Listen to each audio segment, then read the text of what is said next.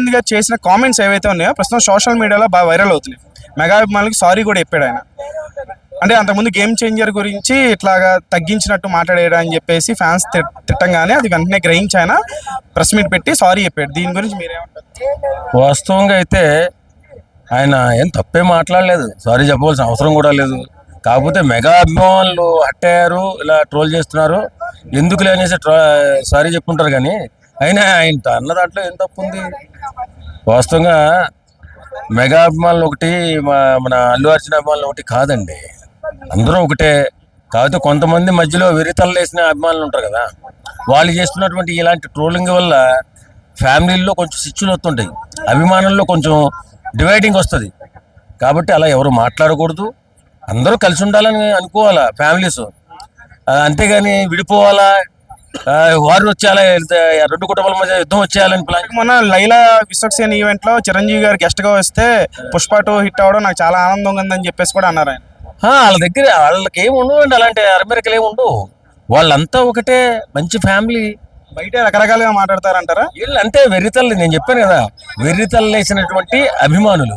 దీని వెనకాల పొలిటికల్ కి సంబంధించినటువంటి కొంతమంది ఇవి ముసుగు వేసుకొని అభిమానులు అని చెప్పేసి కూడా చాలా మంది ట్రాల్ చేస్తారని కూడా వినిపిస్తుంది. ఇప్పుడు వైఎస్ఆర్ రాజకీయంగా ఇప్పుడు మెగా ఫ్యామిలీ రేంజ్ ఏంటో అందరికీ తెలుసు కాబట్టి, ఇప్పుడు వైఎస్ఆర్సీపీ ఎన్ని రకాల ఎత్తులు వేయాలి, వైఎస్ఆర్సీపీ మొత్తం నాయకత్వాన్ని అన్న కానీ సోషల్ మీడియా బాగా మాత్రం ఇలాంటి ఎత్తులు కుయ్యెత్తులు ఎక్కువ మనుతూ ఉంటుంది.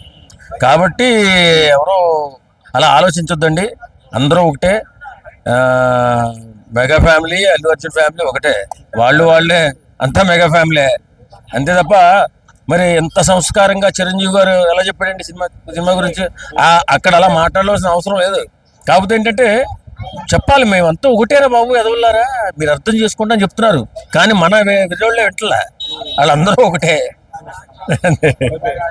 ఒక హిట్ పడం కొడుకు ఒక హిట్ పడంగానే ఇట్లా రూట్స్ మర్చిపోతారు. అది కొడుకు కూడా చిరంజీవి గారి పేరు ఎన్నో సంవత్సరాలు బట్టి పేరు చెప్పట్లేదు. గతంలో సరైనోడు ఈవెంట్కి వచ్చారు, సరైనోడు తర్వాత హిట్లు పడంగానే అల్లు అర్జున్ మారిపోయాడు, తండ్రికి తగ్గ కొడుకు మెంటాలిటీలో అది ఇదని ఇలా రకరకాలుగా.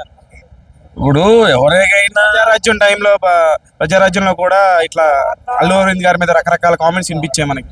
సో ఇట్లా ఇది పాత విషయాలన్నీ కూడా ఇప్పుడు ఇలా డిస్కస్ చేస్తున్నారు.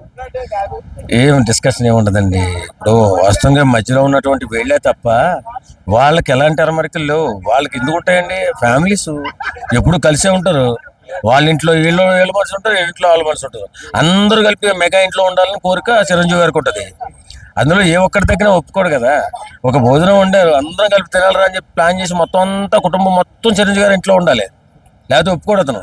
అలా ఉంటేనే ఆయనకు తృప్తి. వారానికి ఒకసారి అందరూ కలిసి భోంచేయాలి. మరి అలాంటప్పుడు ఎందుకు దూరం పెడతాడండి? ఏదో కొంతమంది మధ్యలో ఏదైనా అగ్గి రాజేస్తే కొంత సమయం వరకు ఏదన్నా అరమరికగా మాట్లాడుకోపోవచ్చేమో, కానీ అలాంటిది మెగా ఫ్యామిలీలో ఉండదు. Thank you.